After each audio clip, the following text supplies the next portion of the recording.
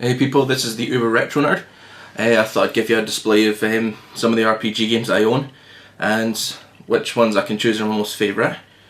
Also, this is just like a new addition to the new channel, and well, give me your opinions on some of the games that here, and here we go.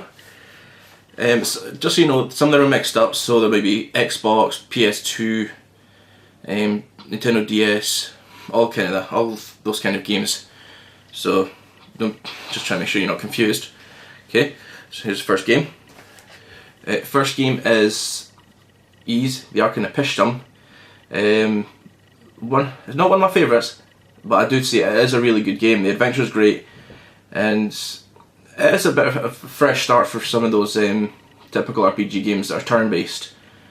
I know this one came out for the PlayStation Portable as well, but I thought I'd rather have the original PlayStation 2 version as well, since I'm a great game collector. Okay, next one. This is one of my favourites. Atelier Iris 2. This is a typical RPG, turn-based adventure. Simple level up system.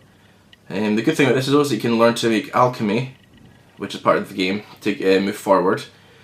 The good thing is also it's anime based, which for those who are like anime freaks, one of the greatest games. Yeah, I've definitely have to say it's one of my favourite games, because there's one game here that's been made by the same people, which is Gust and Koei. Unfortunately, I don't own the first and second version of Atelier Iris because they're hard to find and quite expensive.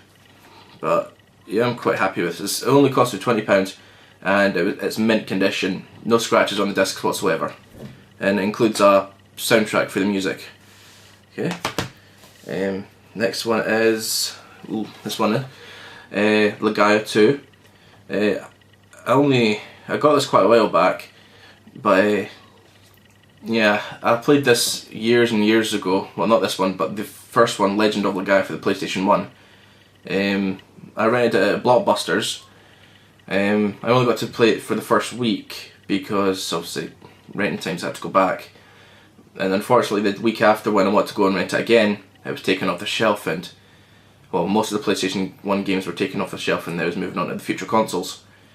I found out about this, and I have to say it's a really good game. It keeps with a simple gameplay battle system, but I wouldn't say it's better than the first one. The first one's still the better one. Unfortunately, hard to find and really expensive. I mean, the biggest pricing I've found is £60, and unfortunately I don't have that money I wouldn't pay that much for a game right now. Okay, now next one I'm pretty sure a lot of people heard of. That is Rogue Galaxy.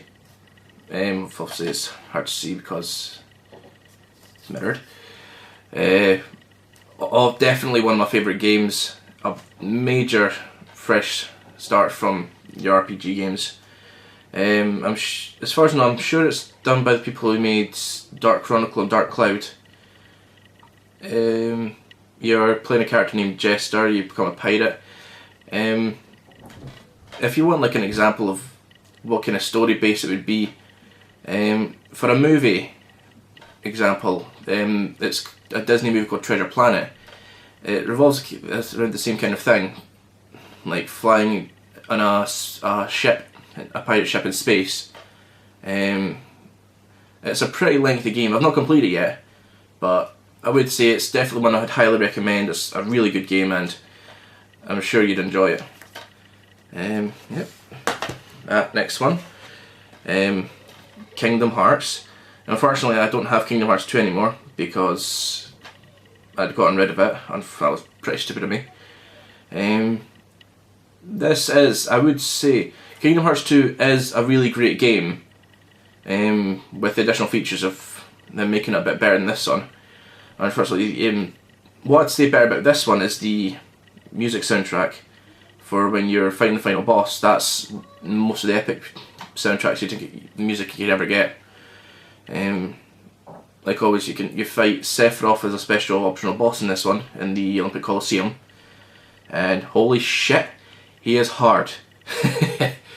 If you don't believe me, try it for yourself. Unless you're level 100 or got the ultimate weapon, or as they call it, the Keyblade, he will be a tough opponent for you to try and defeat. You do get a lot of XP, so when you defeat him, so you can think about leveling up 2 or 3 times every time you defeat him, so it's easy to get to your max level when you've defeated him. But still, highly recommended game. One of my favourites, yeah. Hopefully, so we know Kingdom Hearts 3DS will hopefully get a release date soon. And let's hope it's just as good, eh? Right, next one. Now this is a bundle one. These are the last PlayStation 2 games, but these are my all-time favourite PlayStation 2 games that I own. I would highly recommend you try them out for yourself. They're not that expensive. Unfortunately, one I had to import from America, so unless you have a USA imported PlayStation 2 console, or by other means like, well, they say chipping it, modding your PS2, there's no other way you can play it. Okay, so the first one, this is the UK one. This is Manakimia, Alchemists of Alrevis. Now this is done by NIS and Gust, like people who've done Atelier Iris.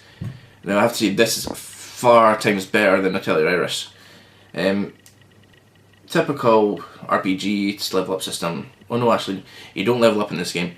You get a thing called a grow book, and when you make or synthesize items, they will become available in your grow book, and from then you use AP, like experience you could say, that you get from fighting battles, and you use that to increase your stats, your attack numbers, and yeah, it's pretty much like that. This is a special edition. It comes with the soundtrack, and inside the CD cover there's a poster, but obviously I wouldn't hang it up. But definitely recommended for those that are still into the old classic RPG systems. Unlike, well, let's say Final Fantasy 12, where you can run around and attack people like that. What would you call it? Real-time system. This is the turn-based. Right, now as for the US version, even though I had to do other means to get my PS2 working to play worldwide games, this is one game that I know was never going to be released in the UK, so I had to get it imported. So here we go. That's Manakimia 2. It's a really great game. I definitely recommend it for you to try it for yourself. I couldn't decide between whether the first or the second one is the better one. They both have their, how could you say it?